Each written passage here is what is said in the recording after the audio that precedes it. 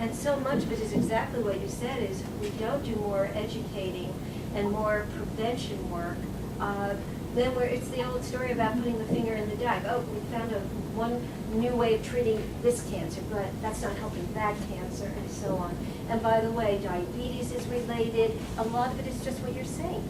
It's the whole lifestyle. It's nutrition and health, and also mental health, and people's spirit, and people who are so scared and upset and depressed with whatever their illness is, or their personal problems are.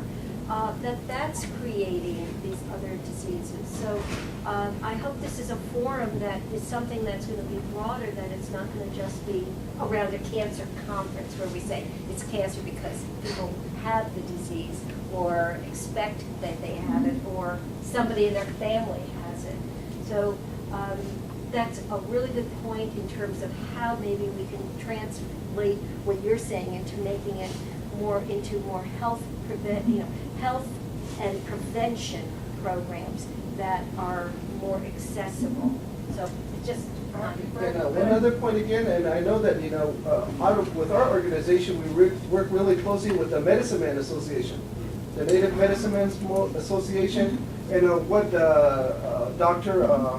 Land just mentioned is exactly their response, is that we all have the knowledge.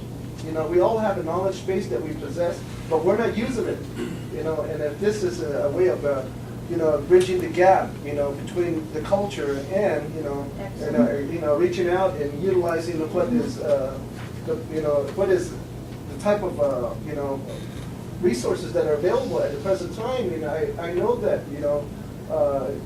it's just a matter of, using our knowledge to, begin to bridge these gaps, And I wish tomorrow I'm hopefully to have one of the president of the Navajo Association be part of this, because they're also doctors, they're more or less educators in their own sense too. So, we would love to, be part of this at a later date also.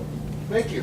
Well, and I think piggybacking on what you said is, when I started looking at what Barbara does with her organization, I said, okay, the education is really important, but lots of people provide education.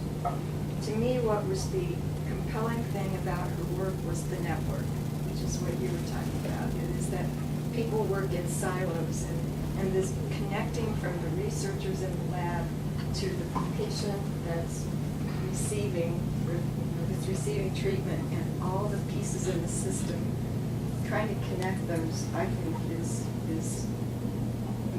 one of the most important things that we can do. That does spread this and create systems of care versus little silos of care and education.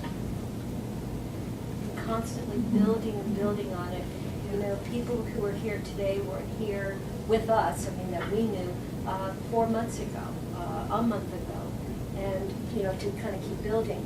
Sorry. No, it's great. So I think, and I know that Anna Maria has a lot of experience with this, but and it's it's a buzzword or a buzz idea. The glide path is favourable at the moment, but I think it's an idea that will be sustained, and that is the whole patient navigator movement, which I think has tremendous potential. We actually wrote a challenge grant, and if the challenge grant gets funded, which it probably won't, since the NIH received somewhere north of 25,000 challenge grant responses.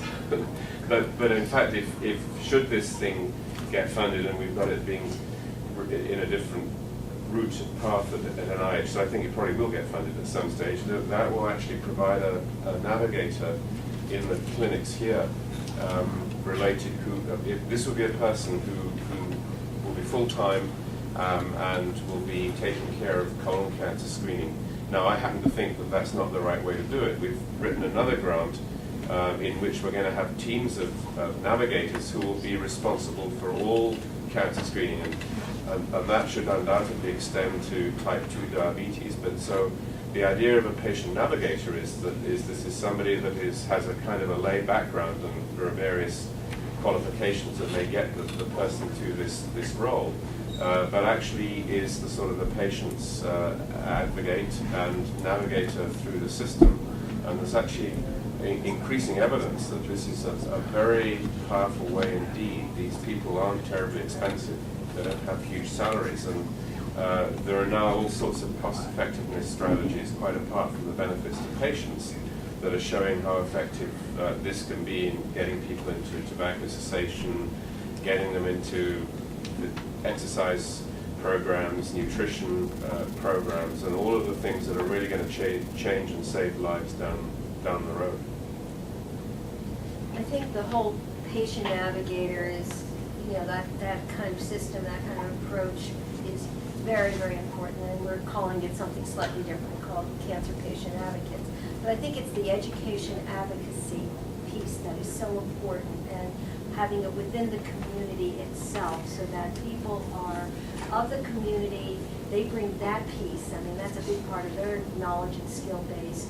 They're working with support and supervision and guidance from other professionals, but they're going out and talking with their own people, and they're going to be actually training others. So it's a train-the-trainer kind of a model where you're involving, if people are involved in their own care, in their own education, and particularly getting young people excited about it and saying, hey, I may not smoke, but my buddies do, or I smoke and boy, I need to stop. So I'm going to get my own team and start getting them involved in some more innovative and kind of things that fit for young people or fit for certain people or fit for older people, whatever. So I think this is really important, to be thinking about beyond sitting here today and sharing, which I want us to continue doing, but that, we can have everybody's name on the list and say, let's be planning for, kind of volunteer. If you're going to talk in your own community,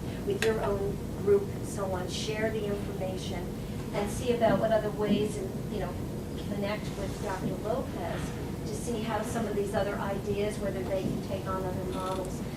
You mentioned grants, and I think that's the other thing. Is Patricia looks at me sometimes and goes, "Barbara, what more are you taking on here?"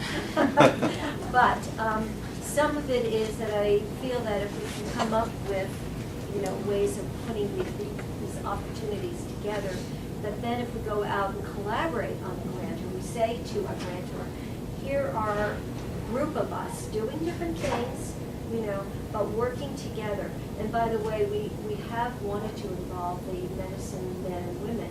And I believe, Michelle, you have arranged for us tomorrow. We have a medicine woman. But again, with good reason, there's quite a bit of, they don't know me, they don't know us, they don't know what we're doing. And so there is always some, skepticism, some, waiting to see. So if you can help us, to at least have people come and listen, and then be willing to talk with us about how ways we can work together.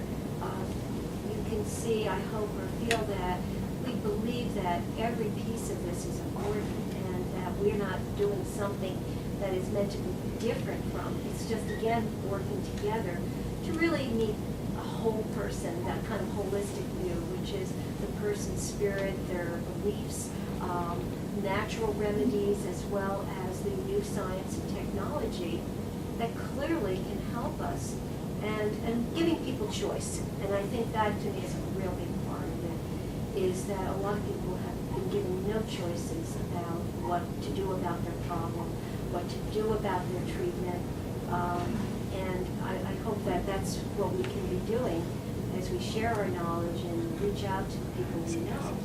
So I want to turn that back. But I just have a question.